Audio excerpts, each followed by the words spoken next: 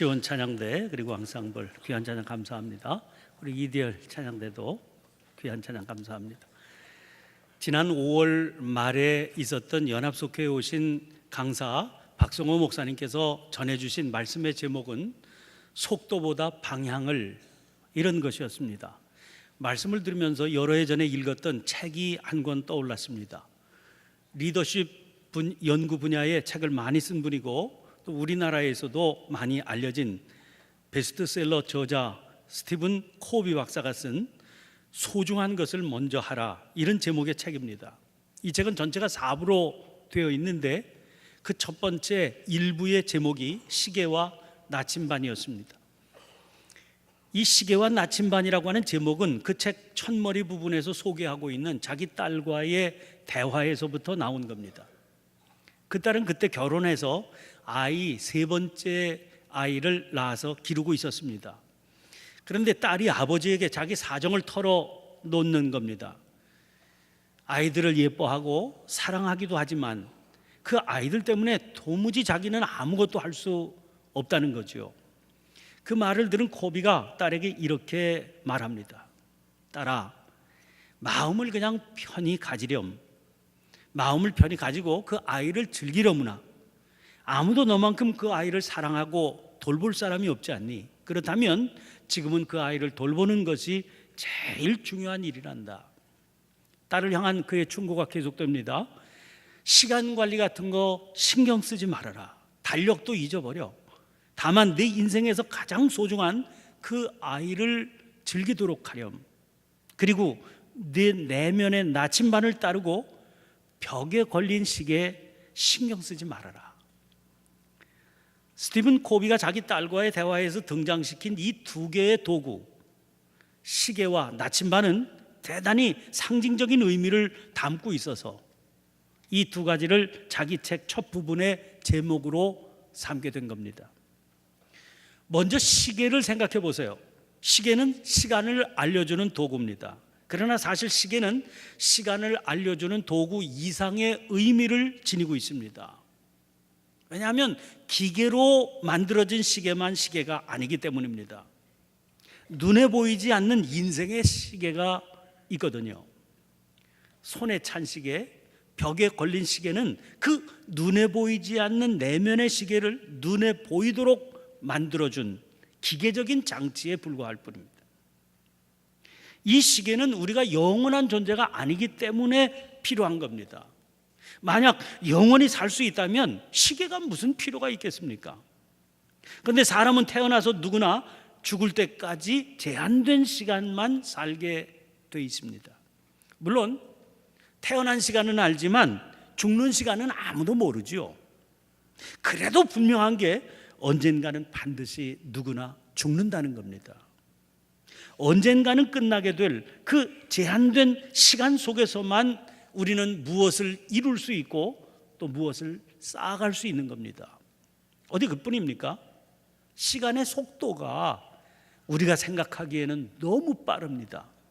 찬송 450장 가사를 보니까 살같이 빠른 광음이라고 그랬습니다. 광음이라고 하는 것은 빛 광자에 응달 음자를 썼습니다. 그 뜻은 문자 그대로 보면 해와 달 혹은 낮과 밤이라고 하는 뜻입니다. 사전을 찾아보니까 이 해와 달, 낮과 밤, 이런 뜻을 조합시켜서 이걸 시간이나 세월을 이루는 말이라고 그랬습니다. 그러니까 해가 뜨고 달이 지는 것이 마치 화살을 날아가는 것과 같이 빠르다, 그런 의미겠죠. 얼마나 빠른지 한번 보세요. 오늘이 어느새 6월 셋째 주일입니다. 2016년 맞이한 게 엊그제 같은데 벌써 이 해의 절반 고비를 넘어가고 있는 겁니다. 이렇게 빠른 게 시간이다 보니까 이게 뭐지 싶어서 이제 좀 정신 좀 차리고 사는 것처럼 살아가야지, 그런 마음 먹는다 싶으면 우리 인생의 어느새 중반을 훌쩍 넘어버렸으나 하는 걸 깨닫게 됩니다. 이렇게 끝낼 수는 없지, 그런 마음이 들게 되는 게 당연하지요. 이렇게 제한되어 있는 시간이 빠르게 흐르기까지 하기 때문에 삶에서 우리가 더 많은 걸 쌓아보려면 방법은 한 가지밖에 없는 겁니다. 그게 속도지요. 생애의 시간을 우리가 마음대로 연장시킬 수는 없지만 얼마나 속도를 올릴 수 있느냐, 거기에 따라서 그만큼 시간을 연장시키는 것과 동일한 효과와 열매를 거둘 수 있으리라. 그런 계산이 가능해지기 때문입니다. 그렇지 않습니까? 갑절의 속도를 낼 수만 있다면 갑절의 일을 할 수 있다, 그렇게 생각하게 되는 거지요. 그래서 속도에는 반드시 욕심이 들어가게 되는 겁니다. 이 욕심이 문제가 돼요. 더 빨리 달리고 싶다, 그 욕심에 빠지게 되는 순간 우리는 어쩔 수 없이 시간의 지배를 받게 되기 때문입니다. 그 지배받는 증거가 시계의 재촉을 받으면서 사는 모습으로 나타납니다. 그야말로 쫓기듯 살게 되는 거죠. 그렇게 되면 무엇인가를 돌아볼 여력이 사라져 버립니다.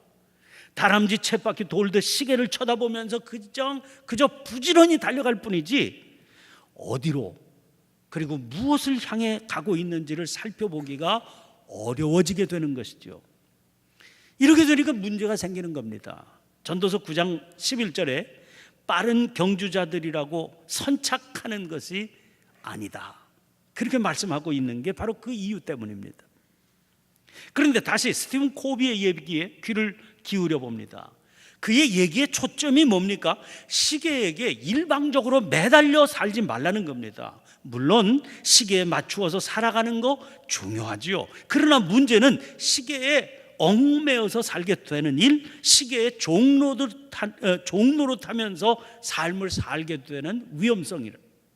이 위험에서 벗어나려면 시계가 상징하고 있는 이 속도의 욕심을 통제할 수 있는 어떤 게 우리들 인생에 있어야 된다는 겁니다. 속도의 욕심을 통제할 수 있는 것이라서 시계보다 우위에 놓아야 된다, 그렇게 스티븐 코비가 가르친 그 어떤 것, 그게 바로 두 번째 도구인 나침반입니다. 나침반이 시계보다 우위에 있어야 된다. 그 이유가 뭡니까? 나침반이 방향을 제시해 주는 도구이기 때문입니다. 다른 말로 하면 목표를 설정해 주는 도구다 하는 말입니다. 우리가 왜 바쁘게 살아야 되는지, 왜 열심을 내야 되는지, 무엇을 위해 정열을 쏟아야 되는지를 가르쳐주는 도구가 바로 나침반이기 때문입니다. 망망한 바다 한가운데 배 한 척이 침몰하게 됐습니다. 모두들 구명 보트에 옮겨 탔는데 세어보니까 선원 중에 한 사람이 보이지 않습니다. 시간이 별로 없습니다. 그래서 절박한 표정으로 이 사람 어디 갔나 안절부절 못하는 성난 무리 앞에 급히 달려나온 그 한 사람 선원이 꼭 쥐고 있던 손바닥을 펴 보이면서 말했습니다. 모두들 나침반을 잊고 나왔기에. 기독교 서적 출판하고 있는 나침반사가 자기 회사의 목표를 설명하고 있는 글 중에 일부입니다. 간단한 글이지만 많은 생각을 하게 해주는 글입니다. 여러분, 이 글에 등장하고 있는 사람 그려보세요. 배가 침몰했습니다. 급히 구명보트에 올라탔습니다. 사람을 헤아려 보니까 한 사람 부족한 겁니다. 사람들이 성난 이유 이해하시겠죠? 아니, 이 절박한 시간에 어딜 간 거야? 그 사람들은 시간에 충실한 사람들처럼 보입니다. 그러나 정작 중요한 것이 그들에게 없었습니다. 나침반이었죠. 나중에 배를 탄 그 선원은 시간보다 중요한 그것을 챙긴 사람입니다.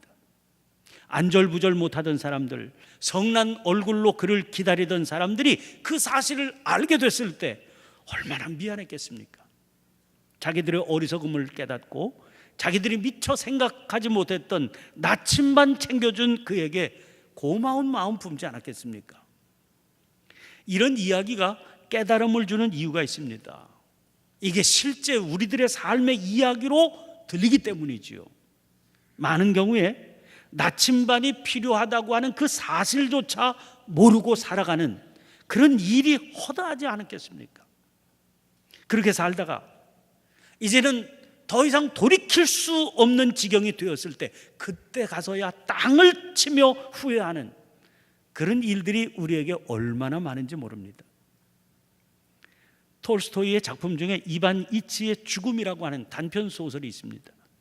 부와 권력과 신분 상승을 인생의 목적으로 삼고 살던 한 남자가 죽음 앞에 맞닥뜨렸을 때 거기서 자기의 삶을 돌아보는 이야기입니다. 거기 등장하는 주인공 이반 이치가 그런 삶의 대표적인 경우입니다. 그는 젊은 날의 이상과 꿈과 열정을 버리고 세속적인 성공을 이루어낸 사람을 숭배하면서 그들이 추구하는 그 가치를 따라서 살았습니다. 마침내 이반은 부와 권력을 얻었습니다. 값비싼 가구로 집을 잘 장식하고 그 집에 영향력 있는 사람들을 늘 만찬에 초대하면서 자기의 성공을 눈으로 확인하며 살게 됩니다. 그런 삶을 사는 동안에도 때로는 자기가 지금 실패한 것은 아닐까 그런 생각에 사로잡힐 때도 있었습니다. 그러나 그때마다 그는 자기를 변호하며 이렇게 자유했습니다. 어쩌면 나는 내가 살아야 했던 방식대로 살지 않았는지 몰라. 하지만 나는 모든 걸 다 잘 해냈잖아. 그러나 결국 죽음을 앞에 두고 이반은 뒤늦게 깨닫게 됩니다. 누가 보기에도 나는 올라가고 있는 듯 했지만 올라가는 만큼 삶은 내게서 멀어지고 있었다. 그리고 모든 것을 이룬 지금은 오직 죽음만이 있을 뿐이다. 그런데 여러분, 우리가 걷는 믿음의 삶은 구원의 삶의 다른 이름입니다. 그런 의미에서 이런 어리석음에서부터 벗어나게 해주는 삶이 곧 믿음의 삶이라고 말할 수 있습니다. 믿음의 삶은 우리들의 삶에는 시계도 있어야 하지만 시계와 함께 나침반이 있어야 된다 하는 것을 끊임없이 가르쳐 줍니다. 그리고 있어야 할 삶의 나침반이 무엇인지를 분명하게 보여줍니다. 그렇다면 여러분, 있어야 될 삶의 나침반이 뭡니까? 한번 마태복음 6장 33절 말씀에 귀를 기울여 보시기를 바랍니다.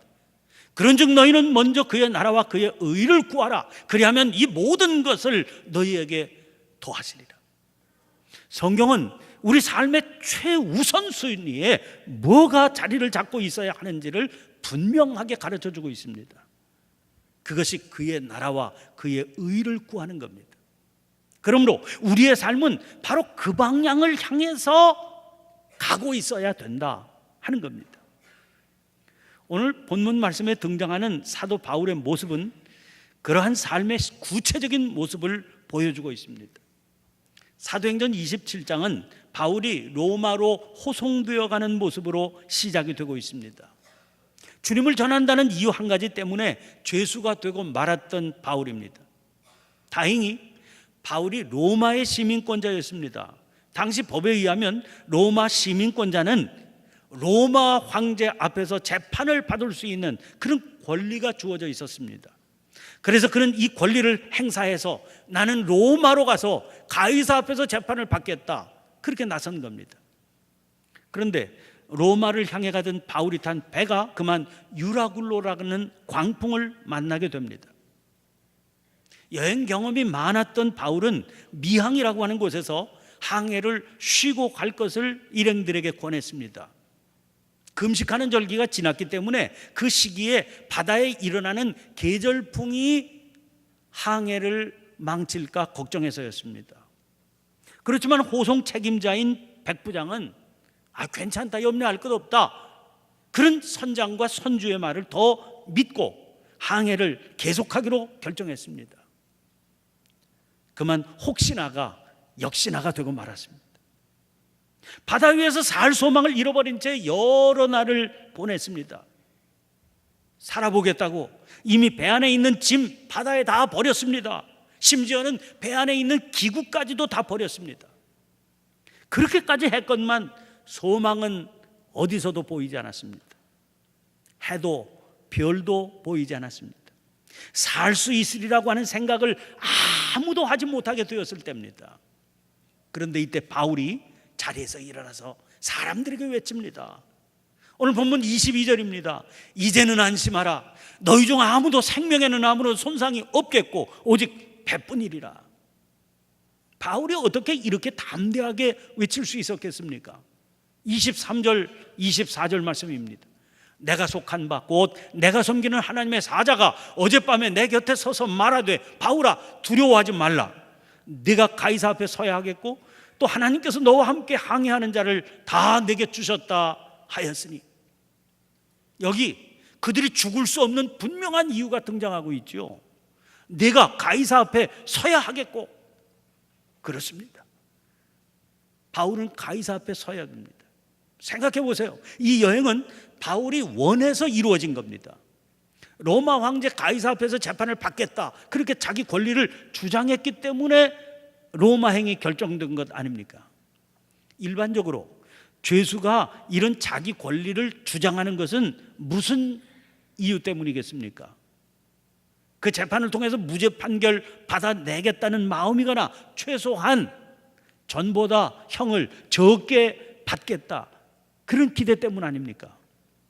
그러나 바울의 경우는 그런 일반적인 경우와는 사뭇 달랐습니다. 26장 30절부터 32절 말씀 보세요. 왕과 총독과 번이게와 그 함께 앉은 사람들이 다 일어나서 물러가 서로 말하되 이 사람은 사형이나 결박을 당할 만한 행위가 없다 하더라. 이에 아그리빠가 베스토에게 이르되 이 사람이 만일 가이사에게 상소하지 아니하였더라면 석방될 수 있을 뻔하였다 하니라. 이거 무슨 말입니까? 바울을 재판한 사람들이요, 그에게서 그 재판 과정을 통해서 아무런 죄도 찾아내지 못했다는 겁니다.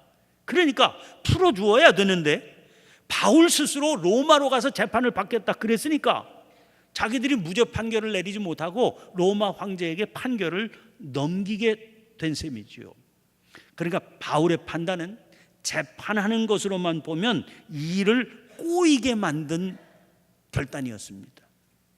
그러나 바울이 로마행을 청원한 것은 무죄 판결 받아내기 위해서가 아니었습니다. 사도행전 23장 11절에 이런 말씀 등장합니다. 그날 밤에 주께서 바울 곁에 서서 이르시되 담대하라. 네가 예루살렘에서 나의 일을 증언한 것 같이 로마에서도 증언하여야 하리라 하시니라.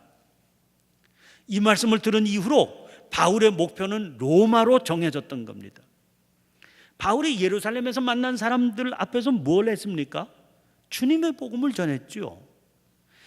비단 유대인들에게만 전했던 게 아닙니다. 만나는 사람들에게마다 복음을 전했습니다. 그 바람에 감옥에 갇히게 된 겁니다.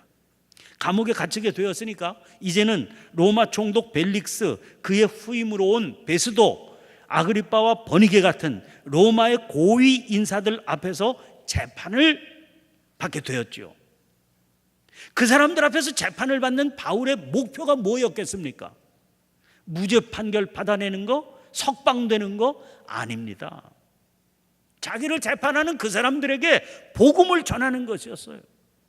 그러니까 바울의 목표는 재판의 결과와 관계없이, 유죄 무죄 판결과 관계없이 늘 달성되고 있었던 셈이지요. 하나님께서는 바울에게 또 하나의 목표를 주시지 않았습니까? 그게 로마 아닙니까? 그래서 로마로 가겠다고 한 겁니다. 무죄 판결 받는 거, 석방되는 거, 이게 목표였다면 로마로 가게 해달라고 한 바울의 청원은 아까 말씀드린 대로 일이 꼬이게 한 그릇된 판단으로 봐야 됩니다. 그러나 바울의 목표는 그게 아니라 로마로 가서 자기를 재판하게 될 황제 앞에서 복음을 전하는 것이었거든요. 그러므로 감옥에 갇히게 되는 바람에 바울의 목표는 모두 달성되었고 달성되어 가고 있었던 겁니다. 유라굴라 광풍 속에서 하나님께서는 바울에게 맡기신 이 사명을 생각나게 하셨습니다. 그러면서 두려워 말라고 하십니다. 그래서 바울은 깨닫게 된 겁니다. 아하! 하나님께서 내게 맡기신 이 사명이 있는 한 죽을 수가 없구나, 죽지 않겠구나 생각한 겁니다. 전능하신 하나님이 그 사명을 이룰 수 있도록 그를 붙들어 주실 것이기 때문입니다. 그를 지켜주시지 않겠습니까? 어디 그뿐입니까? 사명을 품고 로마로 향해 가는 자기 때문에 함께 배에 탄 모든 이들이 다 생명을 구하게 되겠구나, 이 사실을 알게 됐던 거죠. 사랑하는 성도 여러분, 성실하고 부지런한 삶은 반드시 필요합니다. 그러므로 우리들은 누구든지 시계를 품고 살아가야 됩니다. 그러나 그것만 가지고는 부족합니다. 반드시 나침반이 또 있어야 됩니다. 그 나침반이 시계를 다스릴 수 있게 해야 됩니다. 나침반은 방향입니다. 방향이 잡혀야 목표가 보입니다. 우리들은 믿음의 사람들입니다. 우리는 하나님께서 우리를 지으셨다고 믿음으로 고백합니다. 세상을 둘러보면 사람들이 만들어 놓은 물건으로 가득 차 있습니다. 여러분 앉아 계시는 의자가 있죠. 마이크가 있습니다. 오르간이 있고 피아노가 있습니다. 저기 카메라가 있죠. 한 가지 한 가지 다 그건 나름대로의 목적 때문에 만들어진 겁니다. 그런데 그 목적 누가 결정합니까? 만든 사람이 결정합니다. 그러니까 생각해 보세요. 별것 아닌 물건 하나라도 이 땅에 존재하는 목적이 있게 마련입니다. 하물며 만물의 영장이라는 사람이야 두말할 필요가 없지 않겠습니까? 우리들에게도 이 땅 위에 존재하는 목적이 있는 겁니다. 물건은 만든 사람이 목적을 결정하는 것처럼 우리들의 목적, 그것은 우리를 지으신 하나님께서 결정하시는 겁니다. 성경은 그 목적을 이렇게 설명합니다. 이사야서 60장 21절 22절입니다. 내 백성이 다 의롭게 되어 영원히 땅을 차지하리니 그들은 내가 심은 가지요 내가 손으로 만든 것으로서 나의 영광을 나타낼 것인즉 그 작은 자가 천명을 이루겠고 그 약한 자가 강국을 이룰 것이라. 때가 되면 나 여호와가 속히 이루리라. 여기 선명하게 말씀하고 있습니다. 내가 손으로 만든 것으로서 나의 영광을 나타내는 것, 그게 우리를 지어놓으신 목적입니다. 그렇다면 그들이 나타낼 하나님의 영광이 뭐라고 그랬습니까? 그 작은 자가 천명을 이루겠고 그 약한 자가 강국을 이루는 것입니다. 이것이야말로 성경이 소개하고 있는 하나님 나라의 모습 아닙니까? 이 목적을 이루기 위해서 추구해야 될 방향이 먼저 그의 나라와 그의 의를 구하는 것이기 때문에 우리들의 사명이 되는 겁니다. 착각하지 마시기 바랍니다. 성경에 등장하는 사람들, 예를 들어 오늘 본문 말씀 가운데 등장하는 바울 같은 사람에게만, 혹은 최소한 목사나 전도사 같은 특정한 부류의 사람들에게만 하나님께서 이 사명 맡기신 게 아닙니다. 우리는 모두 먼저 그의 나라와 그의 의를 구하는 사명을 받은 사람들입니다.